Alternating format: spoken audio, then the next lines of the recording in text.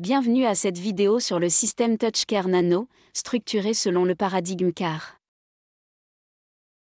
Au cours de cette session, nous examinerons les calculs d'administration d'insuline du système, les capacités d'ajustement, la reprise du capteur en mode manuel, les points d'éducation de l'utilisateur, les spécificités du capteur, le suivi des données, les indications d'utilisation, et les mises à jour du logiciel.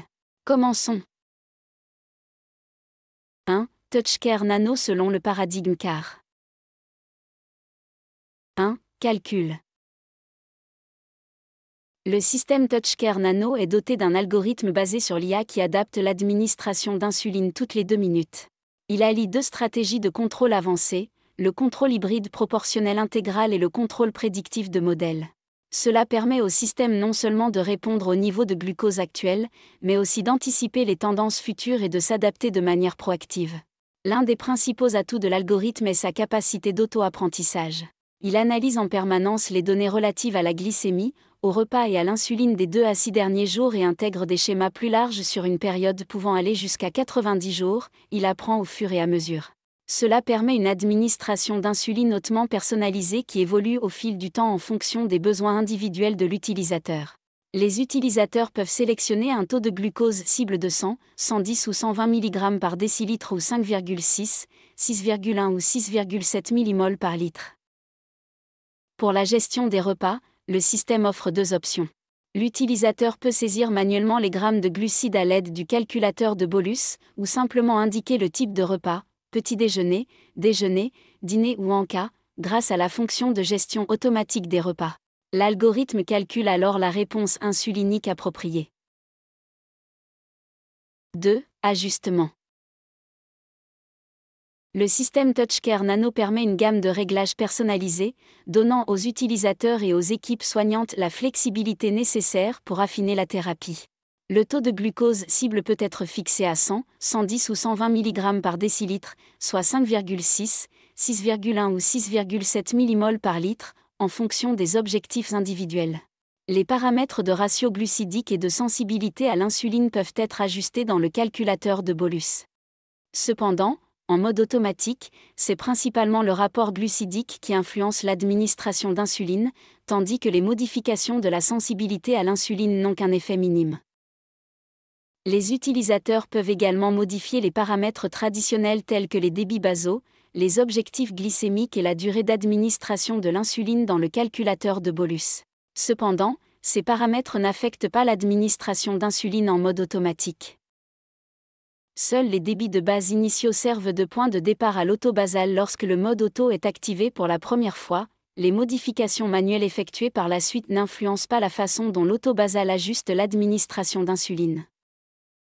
De même, dans les paramètres du mode automatique, les utilisateurs peuvent entrer leur poids et leur dose quotidienne totale d'insuline, mais ces valeurs n'influencent pas non plus l'administration d'insuline une fois que le mode automatique est activé.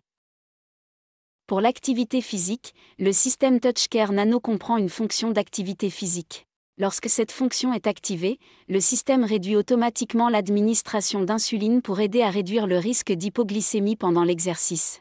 Contrairement à d'autres systèmes en boucle fermée, l'activité d'exercice du TouchCare Nano n'utilise pas un niveau de glucose cible spécifique.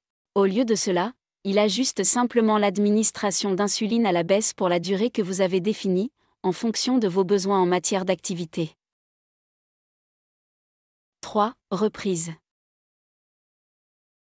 Dans certaines situations, le système TouchCare Nano peut temporairement reprendre le mode manuel. Cela peut se produire si les données de glucose du capteur ne sont pas reçues pendant 3 heures, ou si les limites maximales ou minimales d'administration d'insuline sont atteintes et maintenues. Dans ce cas, le système revient automatiquement au débit basaux préréglé par l'utilisateur, ce qui permet à la pompe de fonctionner en mode manuel. Une fois la communication avec le capteur rétablie, l'utilisateur doit repasser manuellement en mode automatique.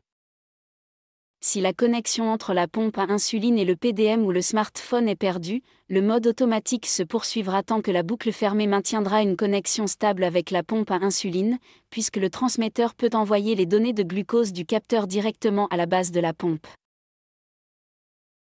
4. Éducation. L'éducation de l'utilisateur est la clé d'une utilisation efficace du système TouchCare Nano. Les points d'éducation générale abordés dans les modules précédents sont les suivants. Consommer moins de glucides pour corriger l'hypoglycémie.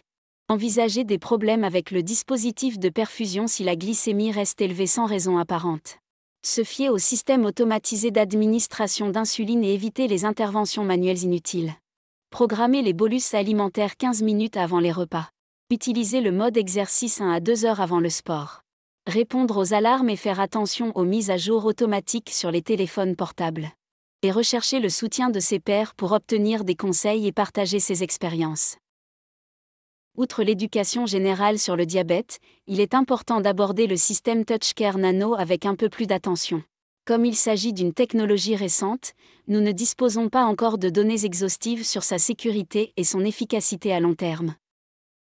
C'est pourquoi il est conseillé d'effectuer de temps en temps une mesure supplémentaire de la glycémie au doigt, par exemple une fois par jour à jeûne en mode automatique, et à chaque fois que l'utilisateur ne se sent pas bien ou que ses symptômes ne correspondent pas au relevé du capteur. Cette simple mesure peut contribuer à garantir la sécurité et la confiance dans le système. 5. Spécificité du capteur. En cas de doute sur la précision des relevés du capteur, en particulier s'ils ne correspondent pas à ce que ressent l'utilisateur, il est important d'avoir une confirmation par prélèvement capillaire.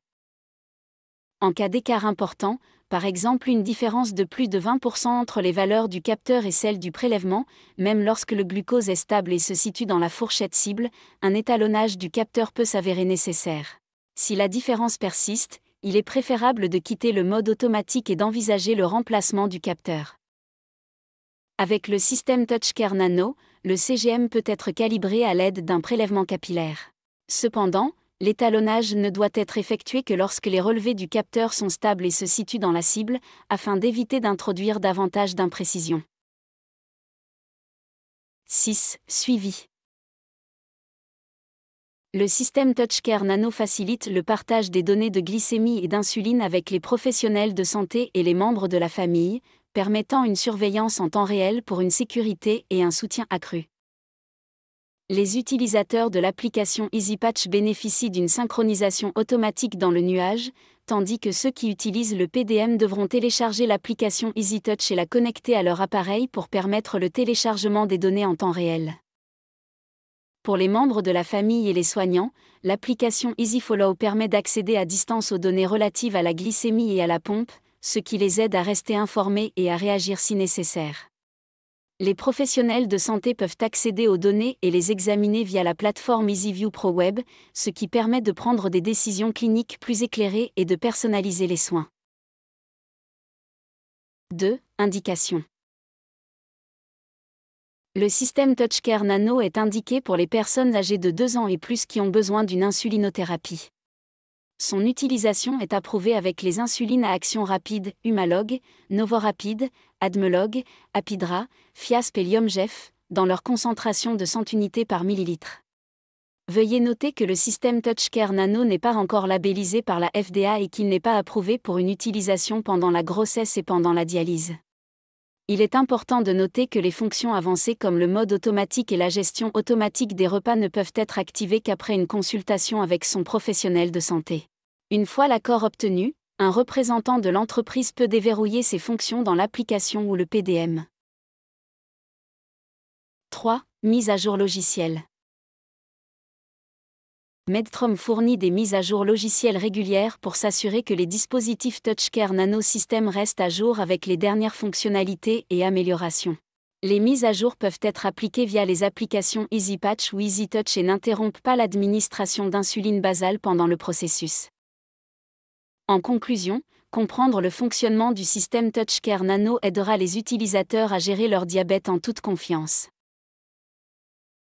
Grâce à des fonctions prédictives, des paramètres réglables et des outils d'assistance performants, ce système est conçu pour simplifier l'administration d'insuline et la surveillance de la glycémie. Pour toute question ou assistance, les utilisateurs sont invités à contacter le service clientèle de Medtrom ou leur prestataire de soins de santé.